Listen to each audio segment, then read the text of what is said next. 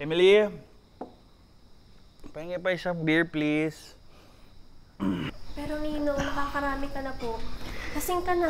Save the sermon, please. I just want another drink.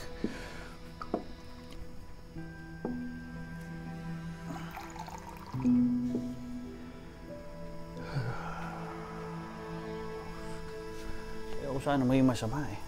Pero ang damo tong Grace na yan.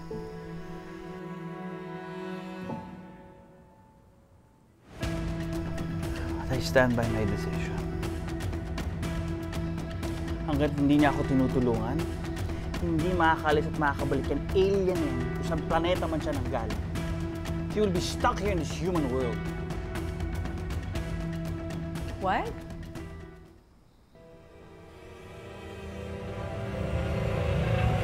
Lumayas ka rito! Alam ko na ang sikreto mo. Ano ba talaga ang plano mo sa pamilya ko? I will never let you scam my family. Ma'am, yung BP niyo po. Tumigil ka! Lumayas ka! Ma'am! Lumayas ka! Ma'am! Tama na po! Lumayas ka! Lumayas ka! Lumayas ka! Ma'am! Lumayas ka! Seth, did you just say that Grace is an actual alien? Alien? Si Grace? Di ata yun ang sinabi ko. I know what I heard. Is this about Grace being an illegal alien? Yes. Yes. Akala ko kasi kung ano eh. But, never mind. What? Kala mo naman naniwala ako na totoong alien siya from outer space? It's ridiculous. My bad. No, kasi I was watching this clip sa YouTube about aliens. Sorry, why are you here?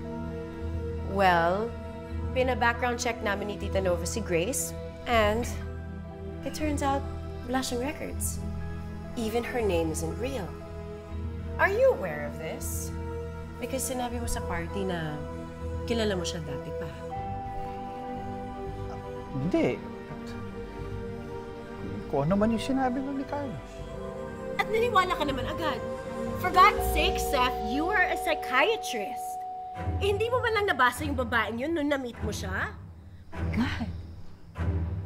Hindi naman kaduda-duda eh. For one, same feature sila. So, baka mag-anak talaga sila ni Catherine. You know what? That's what pisses me off. That she's that good. Na pati ikaw, an expert at human behavior, naloko niya. Sana naging alien talaga siya. Because she's worse. She's an imposter and a liar. Oh! Sigurado ako, napapalayasin siya ni Tita Nova. Hindi hahayaan ni Tita na magtagal ang babae yun sa bahay ng Carlos. Layas! Pwede lumayas ka! Liga, ano nangyayari dito? I told you before, wala yung record at all. Look at the proof. Niwala siyang birth certificate, bank accounts, niwala siya sa listahan ng mga aeroplano dumating dito sa Pilipinas. Scammer! Lumayas ka! Lumayas ka! Ma'am! Mana! Aalis naman po ako. Magpapaalam lang po ako kay Doy. Huwag mo lalapitan si Doy! Lumayas ka! Layas ka ngayon! Ma! Walang lalayas dito! Bahay ko to. Hindi aalis dito si Grace. Wala akong pakialam kung anong records ang nakita niyo tungkol sa kanya. You should know better than that. She is dangerous. Wala siyang background at all! Just because ang tao walang record, masamang tao siya. Kilala ko si Grace, nakakasama ko siya. Wala siyang masamang intensyon sa akin. I'm not stupid. You should listen to me! No, you should listen to me. Bahay ko to. I decide who stays and who goes. Fine. Remember, I am still your mother. Ma'am, hindi ka na po. Ma'am, relax lang po. Kukuha lang po ako ng tubig. Sige, sige.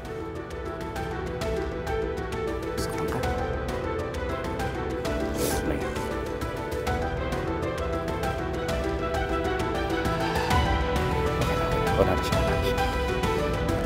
You know what, Seth? Next time, please look out for Carlos. Because after all, he is your best friend, right?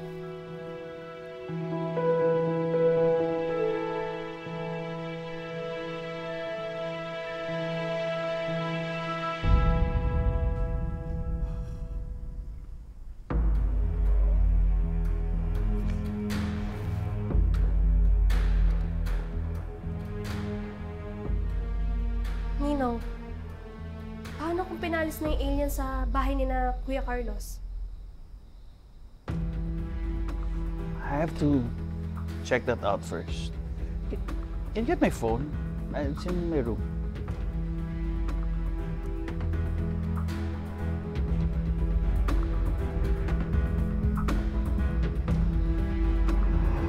Ate, sige, pabungkalin mo. Yung ano talaga, malalim na malalim. Tapos, lagyan mo ng tubig. Ayan, diligan mo. Sama nyo na po yung bulaklak, ha? Ayan, perfect.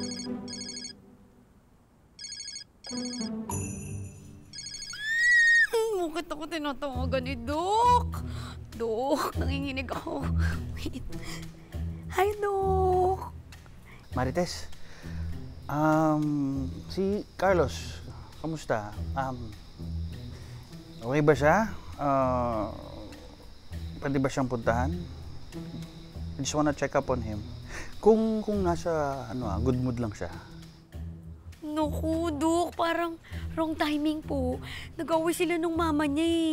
Kasi si Ma'am Nova pinapalaya si Ma'am Grace. Ang ending, si Ma'am Nova yung pinalayos.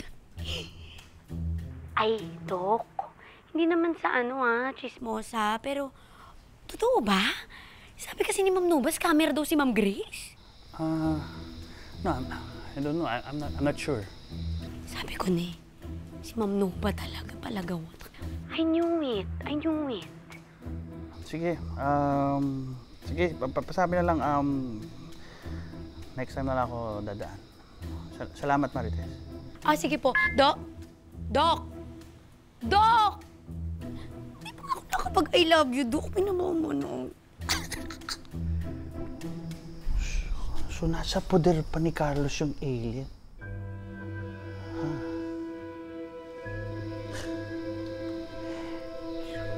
Hindi siya pwedeng makaalis hanggat hindi ko nakukuha ang sagot na gusto ko.